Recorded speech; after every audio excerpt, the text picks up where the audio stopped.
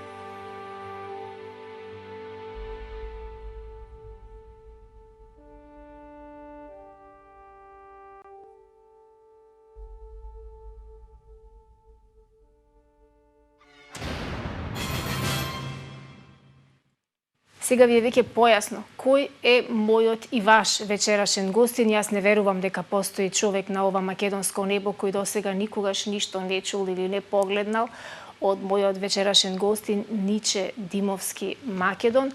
Човекот кој што верува во себе, човекот кој што го живее својот сон, човекот кој што премногу ја сака својата земја и човекот за кој што не постои пречка која може да го спречи. Добре ни дојдовте по втор пат во трета смена. Благодарам, морам да признам дека сум затечен, благодарам на убавите зборови.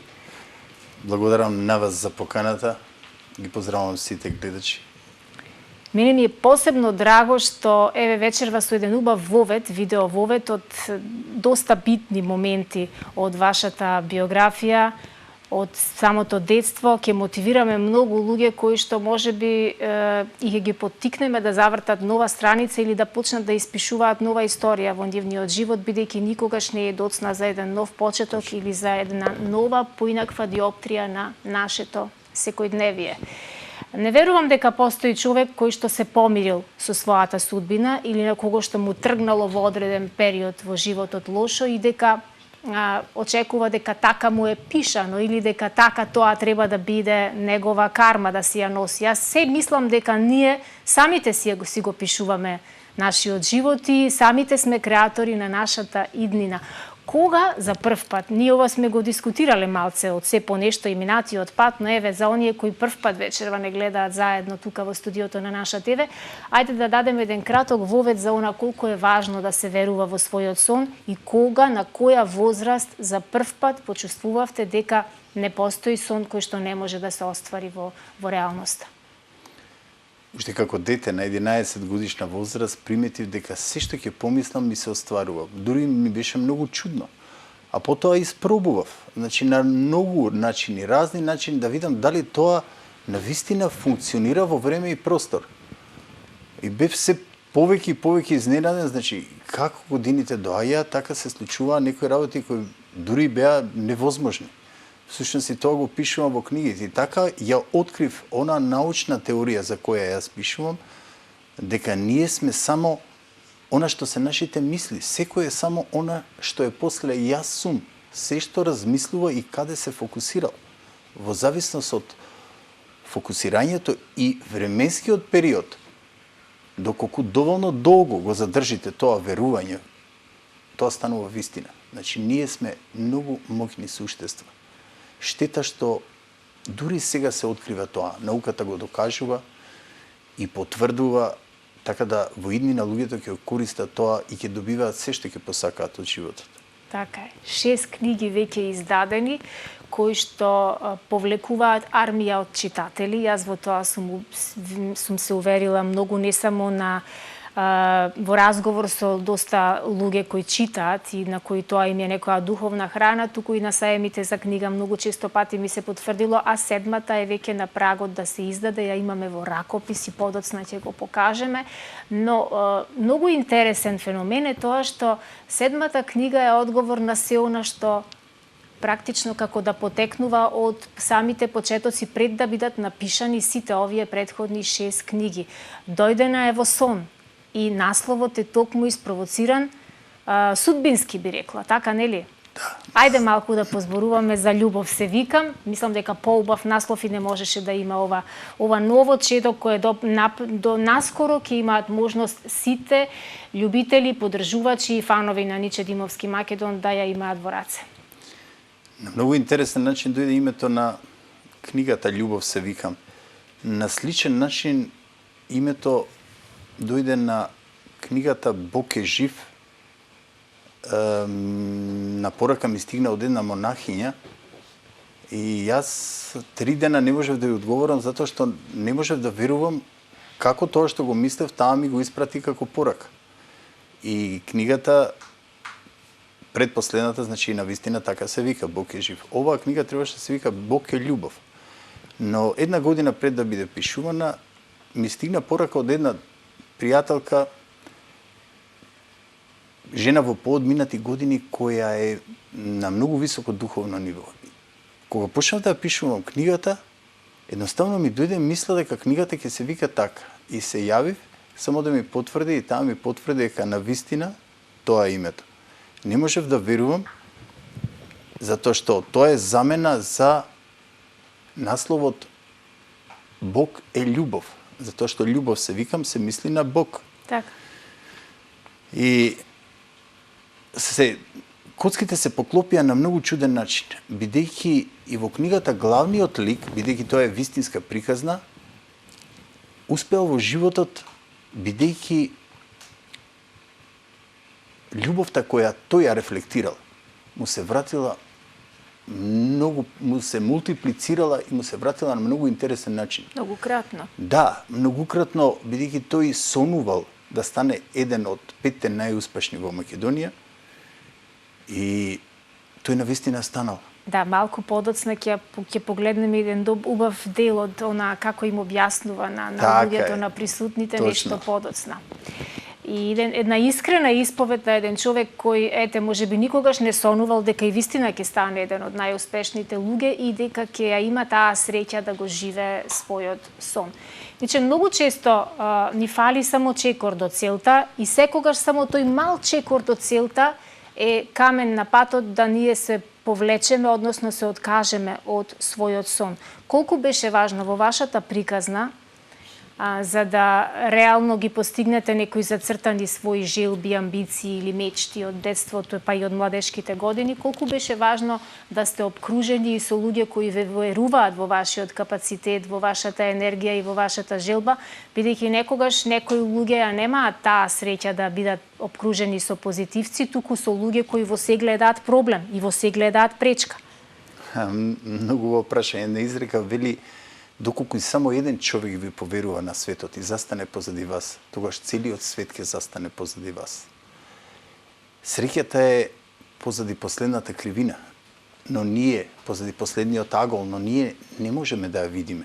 Многу луѓе се откажуваат во последен момент. Да, кога ги изоделе најтешките чекори. Ставени сме секогаш под искушенија, многу тешко.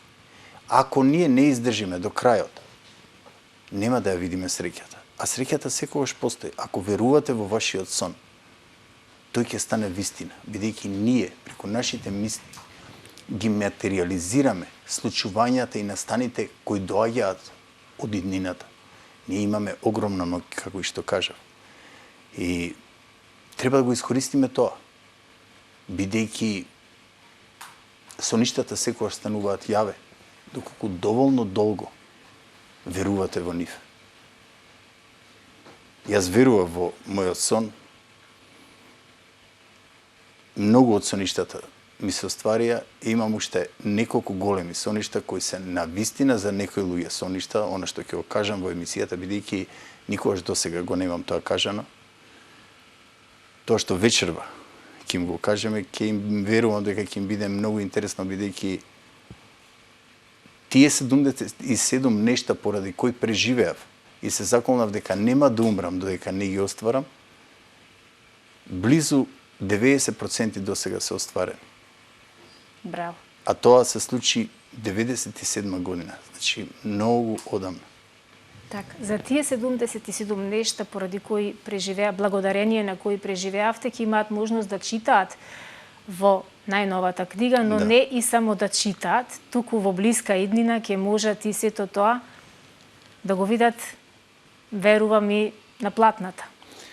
Да, тоа е мојата една од моите желби, што е на врвот од пирамидата, 20 годишен сон, да направам филм кој ќе биде снимен во Холивуд, најскап филм до сега во историјата на филмската индустрија, и филм кој нескромно ќе кажам, бидејќи тоа е мој сон, секој има право да сонува. Значи се надевам дека тој филм ќе земе најмногу оскари. 12 оскари како символика на 12 апостоли. 3 филма имаат земено по 11 оскари, овој се надевам дека ќе биде врв. Затоа што тоа е мој сон. Како што кажав, секој има право да сонува. И на Касус Клеј му се подсмева кога тој велеше ќе станам првак. Сите новинари, многу голем број, не можам да кажам сите, едноставно си поигруваа со неговиот сон. Кога тој победе, излезе и им рече: вие сите ми се подсмевавте. А јас го живеев мојот сон и верував во него. Видете сега дека тој сон се оствари, бидејќи јас многу цврсто верував. Така е. Во најголемиот дел од вашите книги јас милувам да си подцртувам и стално си подцртувам, бидејќи ги позајмувам, ама кажувам да ми се вратат книгите. Сега веќе вие ми дадовте и можност да можем и јас да подарувам, така да во многу наши втори и трети смени сите луѓе сите наши гледачи кои сакаат да имаат книга, а веќе не си ја набавиле досега, ќе можат да ни се вклучуваат во живо помеѓу 17 и 15 и 18 часот во моите втори смени. Јас редовно ќе ги подарувам книгите на господинот Ниче Димовски, но она што го имам разменето како мислења, како констатација, како сиже од прочитаното е дека на многу луѓе им помогнавте да се изборат со празнината која останува по заминувањето на некој нивни близок човек.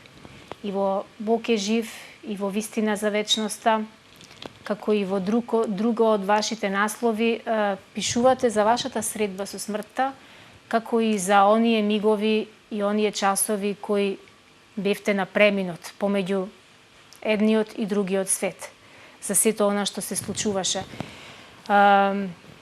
Ај малку повеќе да им го објасниме овој феномен, бидејќи можеби ќе има вечерва и такви кои не чуле досега или прв пат ќе слушнат нешто од вас. Сите мои дела се наменски. Во 2009 година излезе најголемата вистинска тајна на светот. Таа не подучува како да добиеме се што ќе посакаме преку афирмации, формули, значи нешто кое беше непоимливо претходно во светската литература. Едноставно ти кажува што треба да направиш, за ти да си направиш програма, да си isprogramираш, да направиш вибрација одредена на она што ти го посакуваш и преку афирмации кои ги повторуваш на вечер, пред легнување и наутро, да можеш токму тоа што го посакуваш да го добиеш, независно во сите сфери на животот. Значи таа намена ја имаше првата книга. Втората книга, Вистината за вечноста, е наменета за оние кои изгубиле некој близок, кои страдаат. И јас кажувам во делото, значи, дека душата секогаш ќе страда на оној кој сте го изгубиле, поточно ќе страда вашата душа на оној кој сте го изгубиле, но болката ќе се намали доколку знаете каде оди и што се случува после смртта. Благодарение на она што го видов 97 година, дека бев 7 дена во кома, а не говорев 14 години за тоа, додека не застана науката позади тоа. можам да кажам Стюарт Хемеров и Роджер Пенроуз, престижни врвни научници, едниот е почесен професор во Аризона. Нивната научна теорија вели дека душата продолжува да обстојува и после смртта. И тогаш добив храброст да кажам она што го видов. Значи, втората книга е токму за оние кои изгубиле некој за да ја намали болката, да сватат дека постои мултиверзум, многу универзуми, за кои ние не сме свесни, кај што се со различна вибрација и тие обстојуваат во исто време. Научниците се подпираат на она што можеш да го допреш, што можеш да го почувствуваш, да го видиш. Но ние луѓето веруваме и во нешто што не можеме да го видиме. Да речеме, веруваме во Креатор, во Создател, во Бог.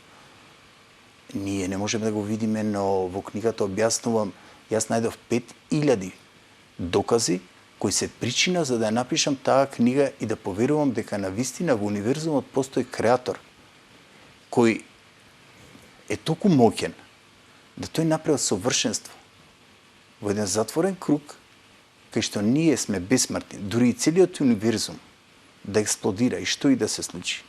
Ние продолжуваме да обстојуваме негде во универзумот. Всушност, јас тоа и го видов, бев внесен таму и се случи нешто што 14 години не можев да верувам. Илјадници книги морав да прочитам, за да можам прво јас да поверувам, бидејќи како вие не верувате, како тоа ќе ми го објасните на другите? Кога јас поверував, кога видов дека сите докази се на страната на она што јас го видов, тогаш јас поверував и го напишав тоа во моето дело Вистината за вечноста. Тоа е нешто што е непоимливо. Над сите природни закони. Огромна моќ, креација од некој совршен ум, како што реков, Креатор, Создател, црквата го нарекува Господ Бог. Тој на многу убав начин, можам да кажам, си поиграл со нас, не оставил да бидеме што сакаш. Како да ни рекол, биди што сакаш. Што се твоите мисли, тоа си и ти. Може да бидеш и најлош човек и најдобар. Самиот негов систем се надградува со математичка прогресија, независно кој човек каков е. Значи, сите информации како да одат во еден компјутер, кој самиот се надградува од она што ние го правиме. Може да бидеш и најлош човек, и терорист, може да бидеш и монах. Системот се надградува постојано. Совршенство, она што јас го видов, што ми го покажа, не можам да го објаснам, бидејќи на вистина тоа е совршенство. И во тој свет царува љубовта. Значи, она што е наша најголема огнена желба, што најмногу го сакаме во овој свет, тоа е таму мултиплицирано илјадници пати во секунда. Замислете какви се тие убавини во тој свет. Ние немаме овде зборови да го објасниме, бидејќи ние размислуваме во слики. Затоа што ги немаме тие слики, што јас тоа сум го видел. Многу тешко ми да објаснам, затоа објаснувам на вака едноставен начин. Така е, многу интересно. Прирачник за среќен живот или за гарантирана некаква успешна кариера, љубовна некаква ситуација во која ќе имаме 100% гаранција дека се ќе се заврши добро, не постои. Едноставно сите сме ставени на ситуација да ги препознаваме знаците кои ни ги дава животот, односно универзумот. Колку е едноставно или колку е тешко да човек се престрои во една таква состојба, да почне да ги разпознава знаците кои можеби долго време ги игнорирал или не сакал да ги забележи. Ние тешко се менуваме. Значи, човекот многу тешко се менува. Секој човек. Поради таа причина, открив дека мора да напишам еден многу мал прирачник, џебно издание, тоа е овој прирачник на аноничен метод на законот на вистината, со кој ние можеме да креираме позитивна енергија и квалитетен живот за само 7 дена. Моите читатели велат дека ова е многу помоќно од Ескалибур и од Силва метод, бидејќи ти не мораш да одиш на предавање. Ти се само програмираш за 7 дена. Само треба да ги пратиш упатствата во книгата. Сите оние формули, афирмации и после 7 дена ти не можеш самиот да се препознаеш, а не твоите што имав еден случај. Значи не твоите што за дома, имав еден случај на Господја ми вели дома не може да ме познаат. И ќерка ми вели мамо што ти се случи тебе? И вели зошто? Вели мамо да не ми се лутиш. Ти беше многу лоша жена, сега стана многу добра. И вели многу тешко ми падна, ќерка ми го каже. И тогаш велам прочитав книга, ма каква книга, мамо, не можете од книга. И тогаш ми ја дадов книгата, ја прочитаа сите дома. И вели цела енергија ни се промени дома. Така е. Затоа и велите при крајот некаде на книгата, тоа што се твоите мисли, тоа си и ти. Да, биди што сакаш. Да, што кога се ќе твоите успееме мисли. ние да направиме едно чистење, едно хемиско чистење, една релаксација на нашите мисли и да ги канализираме токму онаму каде што е нашиот проблем, нашата мечта, нашите соништа и да престанеме да си поставуваме граничници, Така е. бидејќи некогаш никој не ни ги поставува. Ние самите си поставуваме блокади, ние самите си ги спуштаме рампите и самите сме си пречка на собствениот пат. Ете тогаш поинаку ќе почнат да се одбиваат. Значи 7 дена има во книгата кои треба да ги примените. Вториот ден е простувањето. Простувањето е најголемата болка, гневот и омразата што го носиме и што не блокира. Значи постојано што размислуваме за некој кој ни нанел болка, не обезличил, не навредил, ни удрил шамар или било што и ние Не го носиме во умот, не изневерил, изневерил. И ние го носиме во умот, а не сваќаме дека со самото тоа ние правиме блокада да влезат позитивни енергии. Таа вибрација што ние ја создаваме е многу лоша вибрација што ги одбиваме позитивните луѓе кои сакаме да ги пуштиме во нашиот живот. Бидејќи се е вибрација во просторот. Значи тоа е едно чистење, јас го нарекувам како да носите леш на својот грб кој се распаѓа. И вие одите со него, легнувате со него, спиете со него, излегувате во град, одите на работа, ручате, доручкувате, вечерате и вие не сте свесни дека постојано ако мразите некој на грбот носите леш. И многу интересно е што велам најсебична работа е да ги засакате сите и да им простите на сите, поточно. Да им мислите добро на другите. Кога им мислите добро на другите, вие таа информација ја испраќате во вашата подсвест. И таа вели да, мојот господар сака да биде среќен.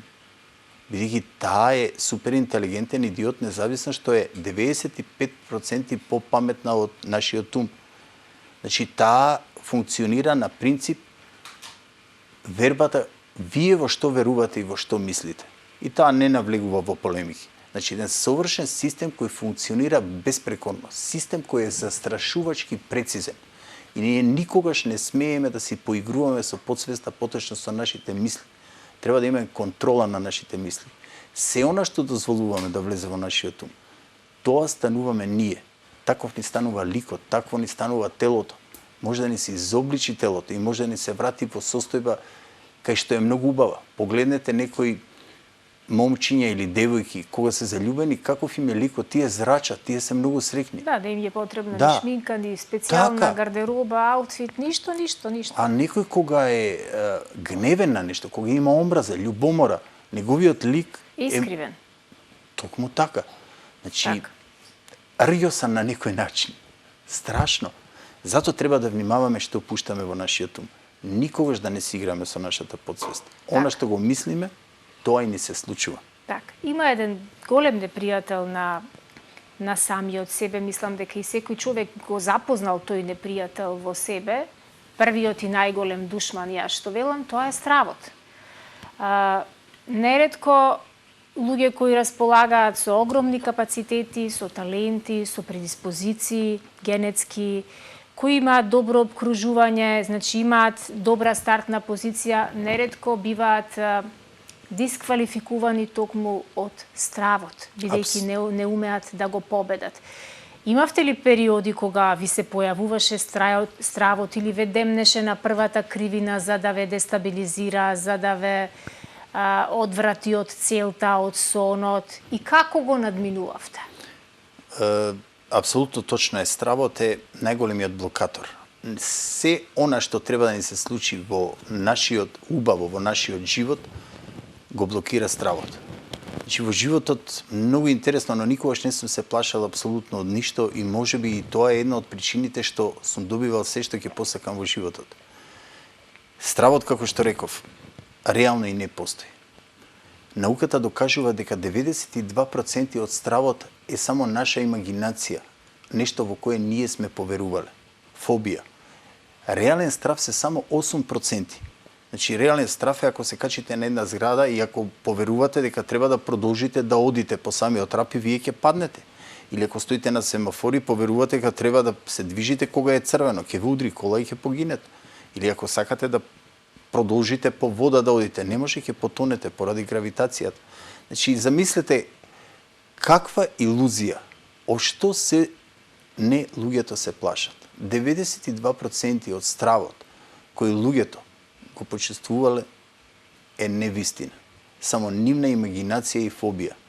И токму затоа некој има фобија од лифт, некој друг не ни приметува или од било што, од простор. Од земјотрес, беше актуелно. Да, од земјотрес. И тоа е многу интересно затоа што колку повеќе луѓе мислат на тоа, толку повеќе даваат енергија и го предизвикуваат тоа. Па тоа е друга природа на законот за привлечност. Да. Колку е па нашата моќ. Плашиме, тоа ни се случува. Да, затоа што науката докажува дека ако 100 луѓе стаите во авион и им кажете да потполно исправен технички, им кажете да размислуваат дека авионот паѓа, ќе дојде до дефект на авионот.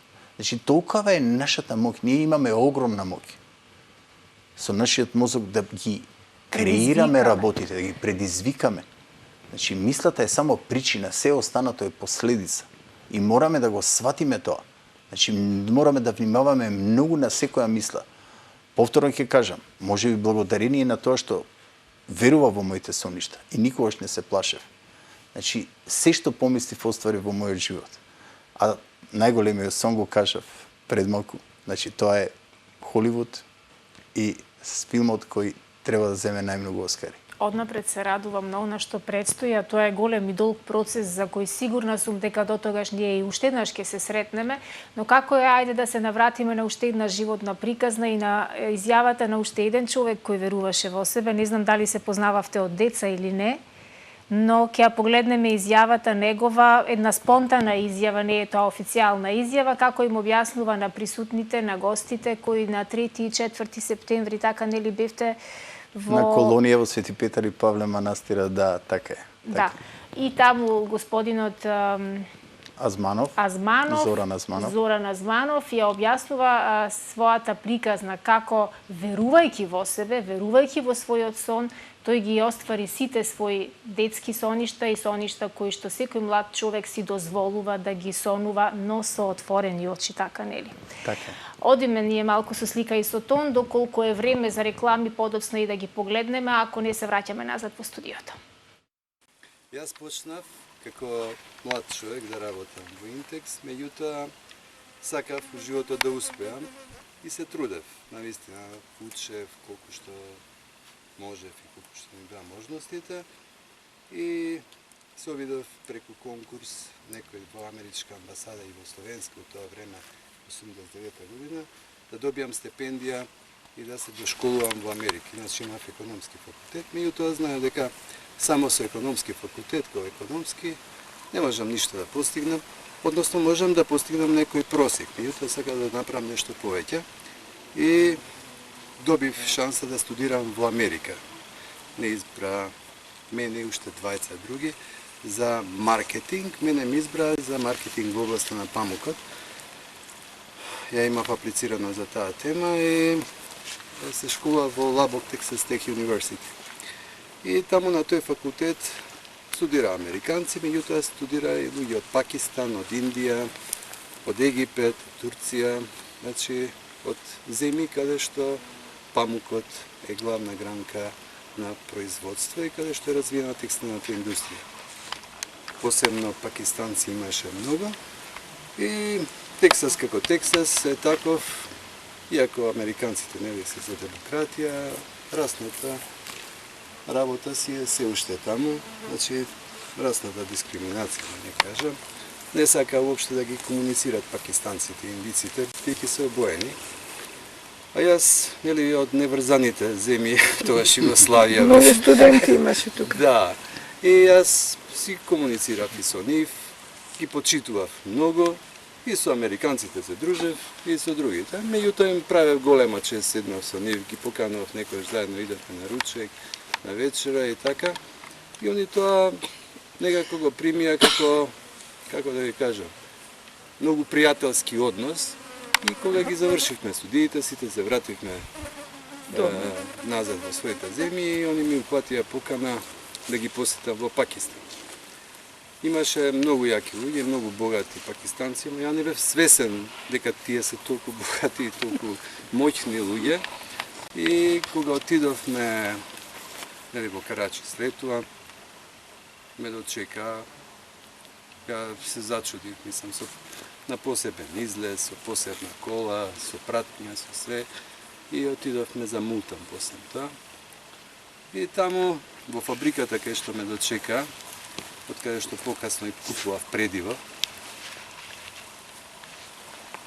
како да ви кажам, тоа што ми го приредија, невообичаено. Значи, целите улици беа со памук, и граниран памук, направени, и сите што беа таму со цвеќиња, да ви кажам, тоа беше чудесно нешто. И навистина ми направи еден таков пријателски однос. Многу е скромен. Значи луѓето фрлале цветови врз работерите. Да, брат, имам и јас слики, не знам што би се тоа случило. имам и оние гердани, нели, со цвеќи и со све. Да, голема чест ми направија, не знам зошто, ја бев тоаш многу млад и, да речам, неискусен во тоа време уште. Меѓутоа тоа многу ми помогна, ми дадоа многу добри услови за купување на предиво. Јас го купував предивото таму на 180 дена по ненормално ниски цени. Од берзанската цена за најмалце 10 до 15% пониски цени ми дава. Тоа многу ми помогна во животот да успеам. Со таквите ниски цени на репроматеријалот бев многу конкурентен на америчкиот пазар, а јас работев извоз Америка. И влегов во една комбинација да го искористам сето тоа што ми се пружа. Имав и знаење и пријатели и почнав за прв пат од Македонија да извезуваме пун извоз. Секогаш Македонија лон работела и ден-денеска работи лон. Пун извоз никој не работи. И така почнав да го купувам предивото во Пакистан, бидејќи тука немаше добра доработка, го носев во Турција, таму го доработував предивото, го плетев, го боев, го носев во Македонија. Земја на потеклото согласно америчките закони е земјата каде што се шие и го користев тој моментум, бидејќи Македонија беше ослободена од квоти и од контингенти. Како мала земја, американците сака да ни помогнат на целата држава, нели? Да не ни воведуваат контингенти.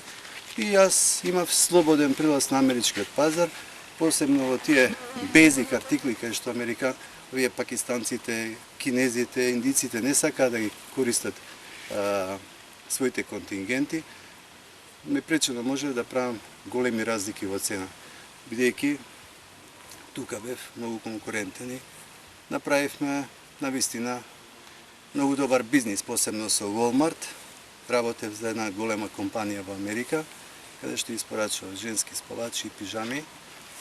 Нешто што остануваше, можеби некој од вас некојаш да ја ги носел, да сте купувале на македонскиот пазар, ма тоа беа остатоците од 2 до 3%. Иначе работевме по некој 250.000 комада, секој месец се извезува, со 20 контейнера, секој месец се извезува тука за Америка.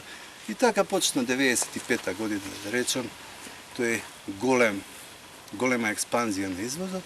До 2005 година, 10 години, се правеше огромен обрт, $20 милиона годишно. 2000 година мојата компанија беше избрана од Walmart за најдобар добавувач во светот. Тоа е најголемиот мој успех во животот. Тоа е стварно чудо, бидејќи Walmart е компанија, за ваша информација, која има годишен обрт од некои $360 милиарди. Можете да замислите за каква компанија. Само во Соединетите Американски држави има 3000 стоковни куќи. Значи, тоа е број еден компанија во светот. Се спомиња во сите книги на економски факултет за маркетинг и така натака. Меѓутоа, нели, тешко се приоѓа на такви фирми, тешко се доаѓа да влезеш воопшто. Меѓутоа, со знање, кои ќе те осетат дека знаеш, те прифаќаат. Треба знање, посебно ако знаеш нивната америчка приказна и ако видат дека зборуваат со човек што знае како тоа да го произведе, да го направи, да го даде така како што сакат на време и така. Во животот успеав, да речем, направив и пријатели, и пари, и све. Браво. Ето, тоа е накратко моето. Не можеме да не го искоментираме она видеото кое го погледнавме пред малку, изјавата на господинот Зоран Анзманов, каде тој природно, спонтано им објаснува на луѓето каков бил неговиот пат и како течел целиот тој негов професионален прогрес, кој е доказ и дека кога со љубов нешто се започнува, неминовно е сето тоа да резултира со еден успех и со еден развоен пат кој ќе оди само нагоре, нели? Така е. Тој верувал во неговиот сон. Не ни предпоставил дека со таа љубов што ја испратил према пакистанецот, таа толку многу ќе се зголеми и ќе му се врати како бумеранг многократно. Едноставно испратил љубов на момче кое сакало да се откаже од универзитетот и тој го дружел постојано. Вели во саботите кога излегувавме на забава, никој не сакаше да го дружи, бидејќи американците беа така поимотни и го избегнуваа. Да. Но јас вика го дружев, кога тие видео дека неколку месеци е постојано со мене, почна и тие. А тој сакал да се откаже и му кажал на татко му, вели само ради човеков, јас не се откажав од универзитетот и го завршил. Татко му рекол на момчево, мораш да го донесеш овде во Карачи, јас морам да му возвратам со љубов. Значи ќе му дадеме колку сака материјал по пониски цени од берза и ќе помогнеме за да го оствари својот сон. И навистина тој е од едно момче, скромно момче, кое не било имотно, станува еден од наимотните во Македонија на едноставен начин, бидејќи тој испратил љубов. Так. Се добива со љубов. Чиста љубов. Да. Так. Љубовта, значи, привлекува само љубов. Токму затоа и кажав на самиот почеток дека во оваа епизода ќе ве подсетиме на вистинските вредности, на вистинските нешта во животот, на се она на кое несвесно можеби ние некогаш штедиме, нели? Штедиме на убави зборови, штедиме на сочувство, штедиме на разбирање. Најмалку што можеме да направиме е некому да му покажеме внимание и добра волја, а некогаш и замислете и тоа го штедиме, да не ги спомнувам тука пари или некакви други нешта на кои реално на овие простори луѓето штедат, но не штедете на љубов, на добра волја, на внимание и на поддршка која многу често во животот не знаете како и кога ќе ви се врати многукратно. Да не заборавам да кажам за сите оние кои ни се вклучуваат подоцна или не ја фатиле емисијава од почеток, дека господинот Ниче Димовски е автор на 7 книги, кои се едни од најпродаваните книги на македонскиот пазар, ги има да се набават во сите продажни центри каде што се продаваат книги, вклучувајќи ги и големите маркети и Зегин, преведени се на англиски јазик. Верувам дека и по брза пошта патуваат низ целиот свет, така нели? Да, во диаспората. Во диаспората имаме и стрип кој што е омилен на моите внуци, јас на моите внуци во Америка и во Англија го испратив. Стрипот за Александар Македонски. Да, внатре се автентично, ороними, хироними, топоними, личности, исто како да учите историјата, од раѓањето на Александар до битката на Херонеа. Так. А сега изработуваме комплетно до неговата смрт и враќање на саркофагот во Македонија и отварање на гробницата на Александар Македонски, го изработува Димано, најдобриот уметник во Македонија, можам да кажам слободно и на Балканот. Браво. Секоја чест, навистина, јас мислам дека не треба да постои македонско семејство во кое ќе го нема или ќе недостига овој стрип, особено на оние деца кои што веќе одамна слабо го зборуваат македонскиот јазик, живеат негде надвор и се послабо се сеќаваат на своите корени и на потеклото на своите предци, родители, баба, дедо и така натаму. Ајде да се навратиме повторно на љубов, се викам. Јас сум љубопитна да загонетнеме нешто малку од основната тематика, се работи за љубов, но на една многу несекојдневна приказна се темели и се базира, и токму тоа и поентата што верувам дека таа книга не само што ќе ги надмине популарноста на сите претходни, туку и ќе даде таков залет за филмот кој ќе се снима во блиска иднина, што верувам дека оваа љубов ќе поттикне многу добри работи и за нас како луѓе, креативци, но и за нашата земја, бидејќи јас знам дека вие сте човек кој несебично ја сака својата земја, несебично трага по одговори врзани за историските вредности на оваа земја, кои малкумина ги знаат, а и малкумина се обидуваат да ги шират низ светот. Така е. Приказната почнува многу на едноставен начин. На едно мое предавање, господинот Зоран Азманов, мој долгогодишен пријател, после предавањето дојде и ми рече: брат, сето ова ти што го збореше, јас го имам применето и многу сум среќен дека сега некој ми го потврдува ова. Јас така успеа во животот. Точно со своите мисли, со вербата, предизвикав една вибрација која направи фреквенција за точно одредени луѓе да привлечам во мојот живот и да го остварам мојот сон. По неколку месеци кога јас бев сам во Средна Америка, почувствував дека тоа е вистинската приказна. Бидејќи за да се сними еден филм и во Холивуд да добие на тежина, мора да биде автентична, значи вистинска приказна. И тогаш дојдов до идеја да направам една вистинска приказна, која претходно имав замислено како ќе биде, но со ова што е кажано во краткометражниот филм што го гледавме.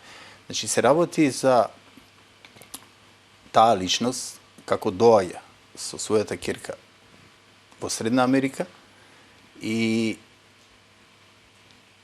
се среќаваат двајца луѓе кои имале контакт во претходните животи. Интересно е што можам да кажам првиот живот е во времето на Александар Македонски. Значи во кралството на Филип II двајца млади јаваат на коњ, кои многу се заљубени, се во цветот на младоста, уште не се полнолетни, девојката јава бел коњ, а тој јава црн коњ. Но на една стрмнина коњот паѓа и таа клекнува на предните нозе и таа паѓа преку коњот и го крши вратот и му умира на рацете негови и тој се заколнува дека во име на таа љубов ќе го оствари целиот познат свет. После 10 години после таа случка, навистина тој го освојува целиот познат свет и кога умира вели: сега доаѓам и ќе бидеме вечно заедно во тој свет, во тој универзум. Но универзумот, кога видел дека се работи за една многу голема љубов, повторно ги враќа во времето на цар Самуил. Тој оди на една прослава каде што ја приредува аристократијата, воената олигархија, и таму ја гледа девојката и се приближува, поканува да играат, тие цела вечер танцуваат. Но еден кој е заљубен во девојката, му смета тоа што тие играат и тој го намамува на терасата и со уште двајца другари му забива нож над срцето. Тој паѓа, а девојката во меѓувреме го бара, тие бегаат, го бара и кога излегува на терасата гледа дека тој има забиен нож и тој е падна долу. Таа ги пружа рацете кон него, оди кон него и тој само и вели: морам да те прашам, дали си ти таа што падна од бел коњ во претходниот живот и ми умре на раце? И таа му вели: јас не смеев да те прашам. Вели: душо моја, значи јас толку те сакав и те чекав. Зар треба сега ова да се случи? И тоаш тој умира на рацете. Во третиот живот тие се среќаваат во ова време за да испратат една порака за безусловна љубов која ќе го спаси светот од Трета светска војна. Многу интересно случувањето. Значи, таа не знае ништо околу тоа, а тој ги има сите информации од претходните животи. Дури и знае каде е гробот кога паѓа од бел коњ овде во Македонија. И тој и вели: пишувај. Значи, таа доаѓа со татко и на Кариби, тој вели: пишувај, и купува книга. Влегуваат во продавница и вели: моите два омирени спорта се летање и нуркање. Вели: која книга ти ја сакаш? И таа вели: јас сакам нуркање. И тој ја купува оваа со нуркање, а за него ја купува со летање. И таа пишува во ова, а тој пишува во другата книга. И тој вели, никогаш немој да гледаш во книгата, ако сакаш нешто ќе ти објаснам јас, но таа неа ја копка што тој пишува. Предпоследниот ден пред да одат. Значи тој става маркери секогаш и таа ги открива маркерите додека тој е на рибарење 8 часа, ја зима книгата и почнува да чита. Дури и влакна. Да, значи како на Джеймс Бонд филмот става и влакно има, кај што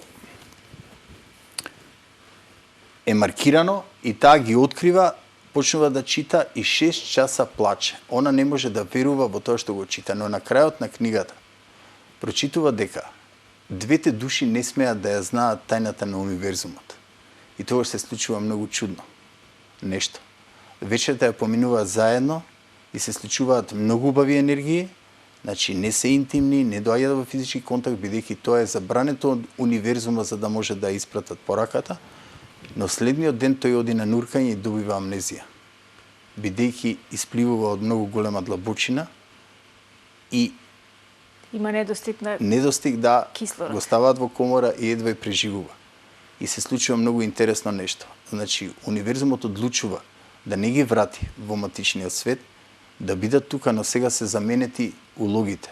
Таа знае се, а тој не знае ништо. И тука завршува филмот кога се враќаат во Македонија, а потоа вториот филм продолжува во Македонија. Тогаш таа го носи низ Македонија, бидејќи тој само со неа е расположен и среќен, и таа му кажува се што тој претходно и кажува.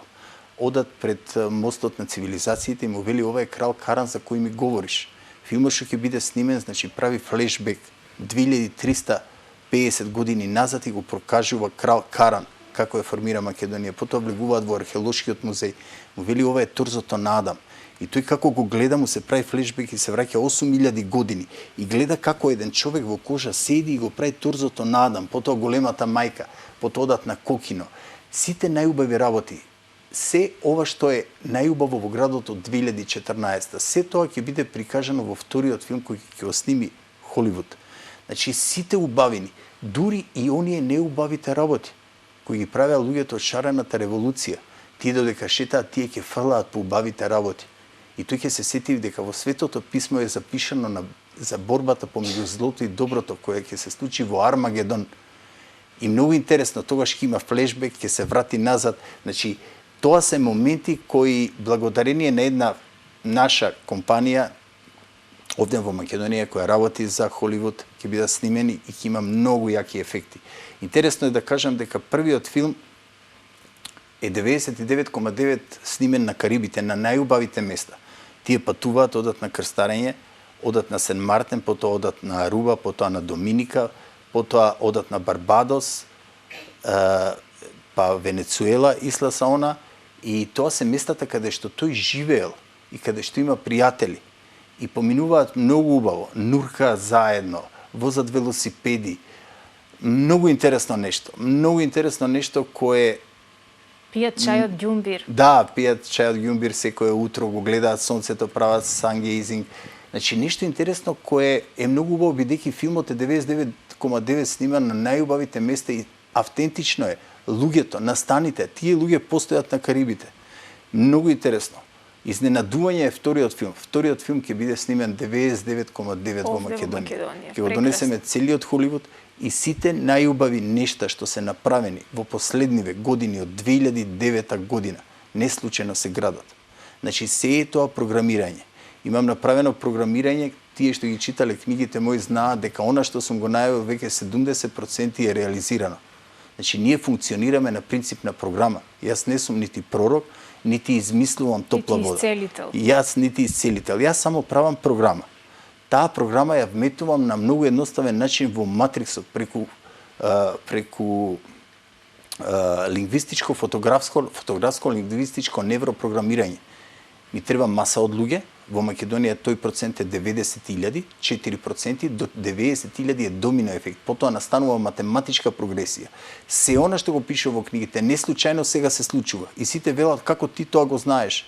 Јас им објаснувам дека тоа е една нова научна теорија. Јас само правам програма и таа програма мора да се реализира, бидејќи јас сега имам на Facebook толку многу фанови и толку многу читатели кои тие кога ја спојуваат таа енергија, го активираат законот за атракција и тој го привлекува токму она што е испрограмирано со книгите. И затоа сум толку убеден дека и тоа ќе се случи. Точно од сега за 4 години, значи тој филм ќе доживее нешто што е фасцинантно. 2020.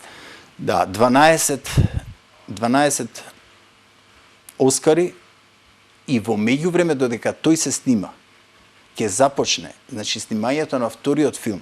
Во тоа време ќе биде откриена и гробницата на Александар Македонски, затоа што тие ќе појдат таму и снимањето во вториот филм ќе биде автентично. Значи се е автентично. Многу луѓе ме прашуваат кога ќе биде отворена гробницата. Еве можат да знаат од прилика за 3 години кога ќе биде снимањето на вториот филм во Македонија.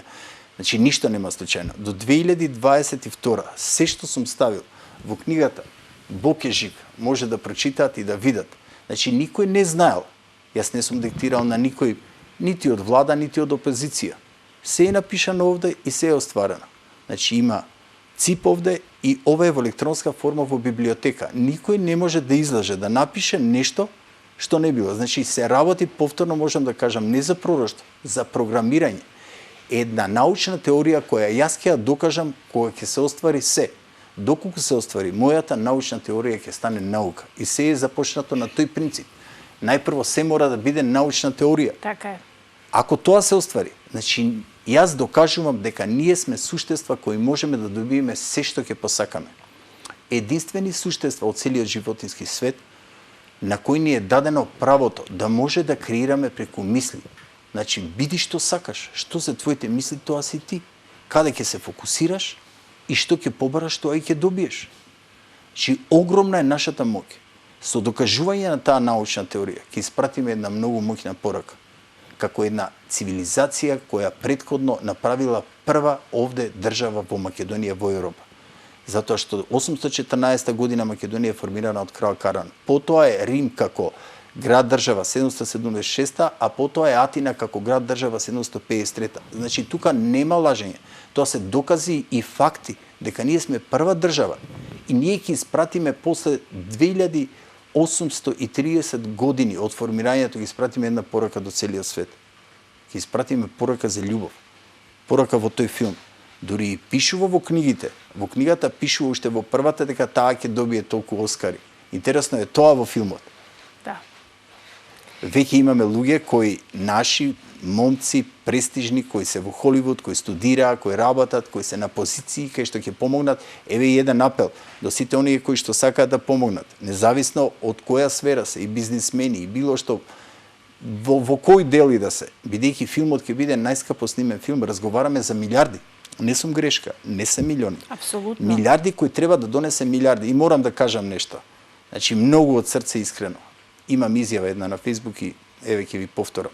Сите пари ќе ги дадам за Македонија што ќе го освои филмот, за да го вратиме на дворешниот долг и да го качиме стандарот на највисоко ниво во Европа. Ќе го шокираме светот. Да видат луѓето колку се сака Македонија. Колку и да е мала, да зрачи со премногу љубов. Така е, Македонија се сака со љубов.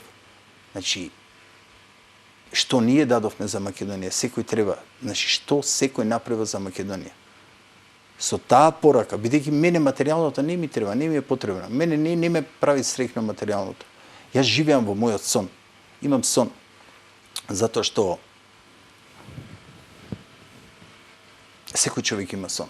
Кога умираме, единствено по кое жалиме што не сме го оствариле сонот.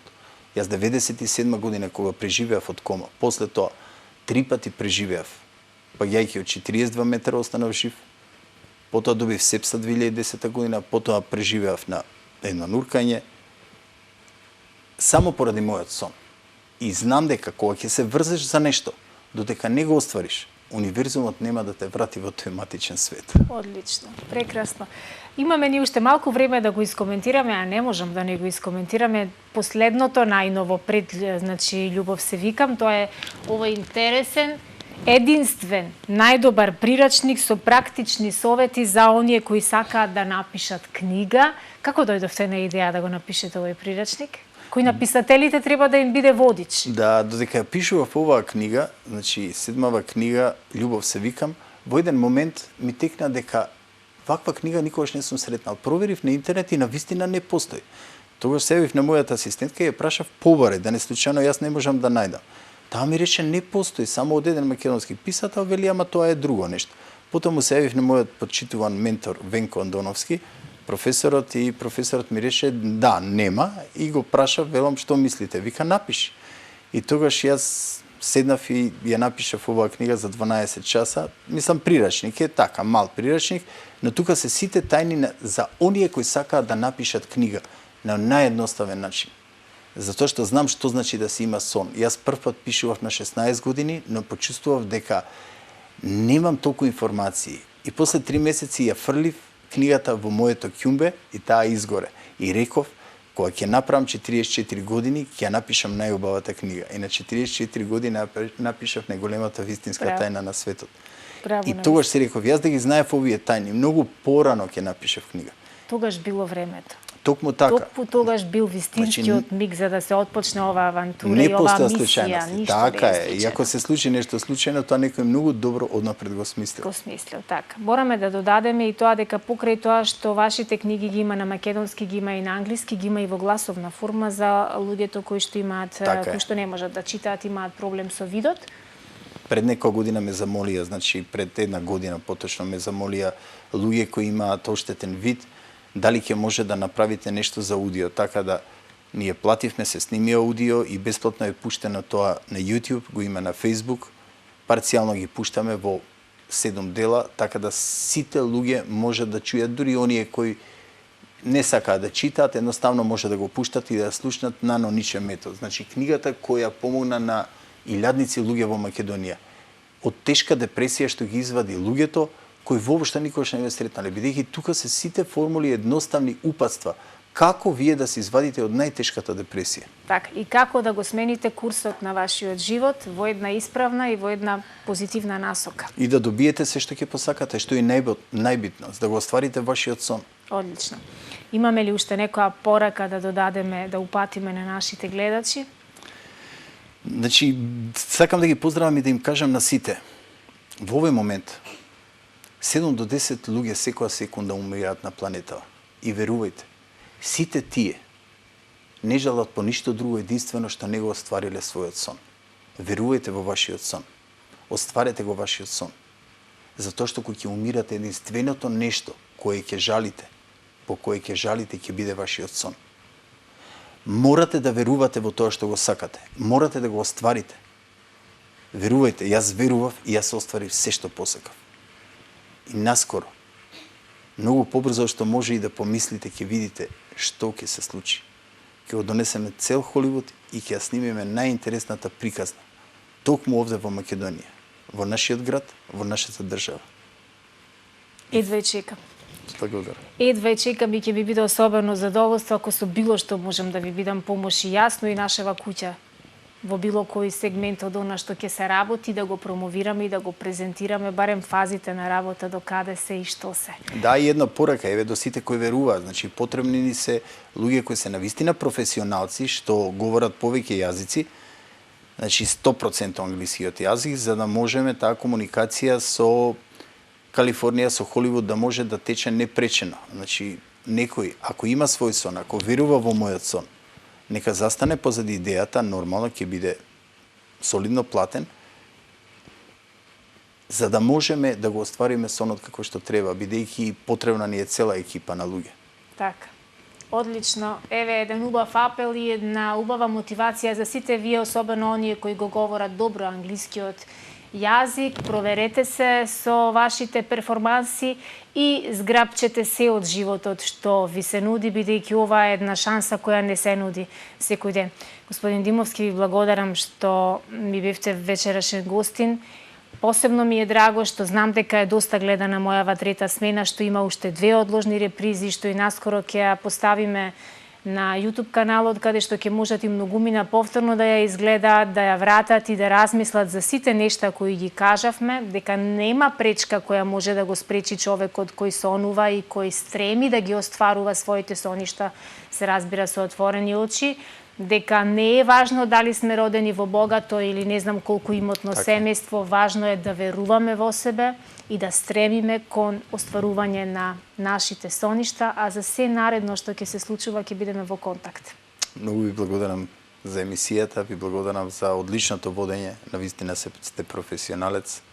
Се надевам дека ќе биде интересно за гледачите да го чујат и да го видат това. И јас верувам дека оваа ноќ пред да заспијат ќе ја преслушаат уште еднаш на брзина секоја фраза убава која ја кажавме, особено сето она што мотивира, поттикнува и ни помага да бидеме најдобрата верзија од себе, така нели? Никој не е совршен, но може да биде многу подобар од она што бил. Вам, драги мои, ви благодарам за вниманието. Некаде се ближиме до полноќ и вистинско време е да се збогуваме барем за вечерва. Репризите на ова издание ви се утре во 9 часот и 30 минути и во недела некаде пред 13 часот, околу 12 часот и 40 на минути. Гледајте не повторно во понеделник, прво во вторите, а подоцна и во третите смени. И на самиот крај должам голема благодарност до моите долгогодишни соработници и пријатели на трета смена, модниот салон Вики и Ива и фризерското студио Соник. Довидување.